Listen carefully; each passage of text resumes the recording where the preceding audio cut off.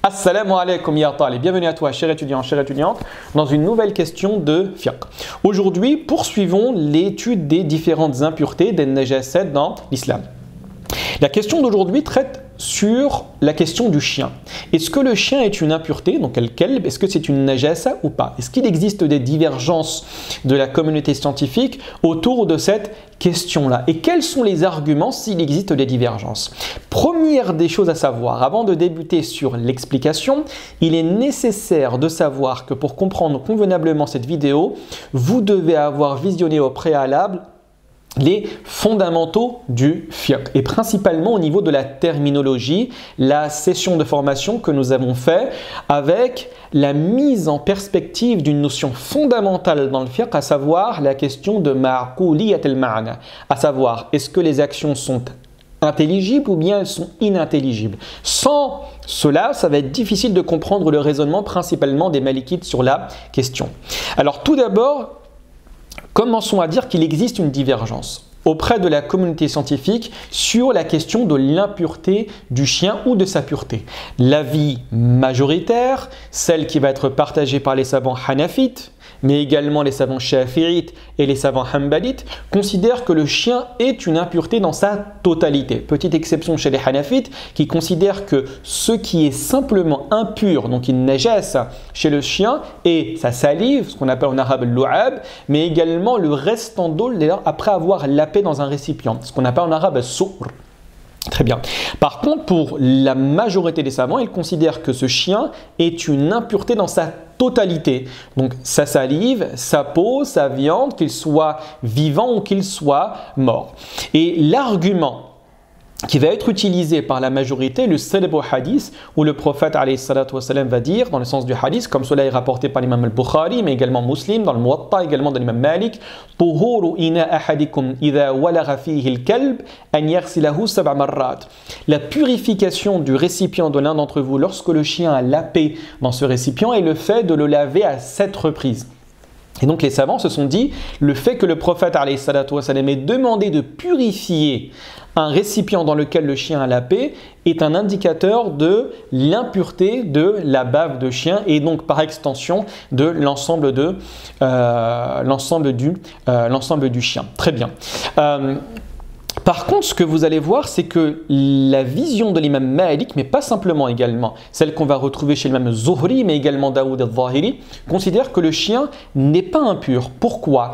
Parce que vous allez retrouver un verset coranique qui indique que lorsque le chien est dressé et qu'il est envoyé pour capturer une proie lors de la chasse, le Coran nous dit de manière extrêmement explicite que la viande de cet animal est licite à la consommation.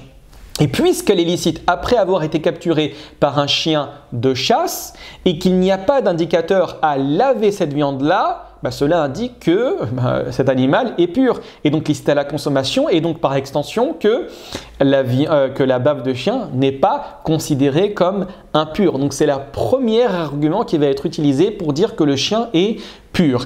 Et également lorsque ces derniers parlent de lavage, ils disent que le lavage que vous retrouvez ici n'est pas un lavage ma'qul al-ma'na, c'est-à-dire qui est intelligible. Il est inintelligible. En arabe, on appelle ça également ta'abboudi. Il relève de l'acte cultuel.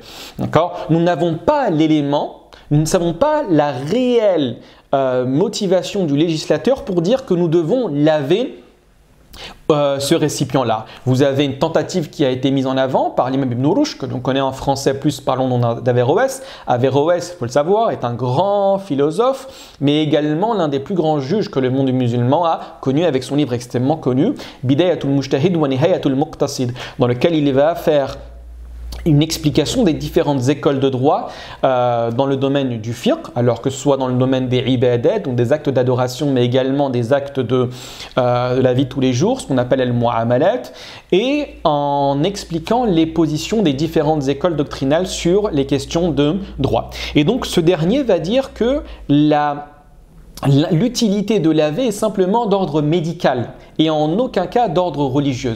Donc ce n'est pas une impureté religieuse, une najasa, mais c'est quelque chose qui relève de l'qadara. Le qadara, c'est quelque chose de répugnant. Donc la législation a voulu que nous nettoyions avec intensité un objet qui a été touché par la salive de chien. Alors je rappelle que c'est simplement une tentative d'explication. Très bien. Également, ce qu'il faut savoir, c'est que le madhab de l'imam Malik, c'est également basé sur un hadith dans le Bukhari où le prophète alayhi salatu wa salam nous dit dans le sens du hadith qu'à l'époque du prophète alayhi salatu wa salam, plutôt que les compagnons rapportaient, qu'à l'époque du prophète alayhi salatu wa salam, les chiens venaient et sortaient dans la mosquée. Donc comprenez qu'également, forcément, ils vont laisser quelques traces de salive, sans que les compagnons venaient et aspergeaient d'eau les endroits qui ont été touchés par les chiens. Donc c'est un indicateur extrêmement fort pour dire que les chiens ne sont pas considérés comme impurs. Très bien.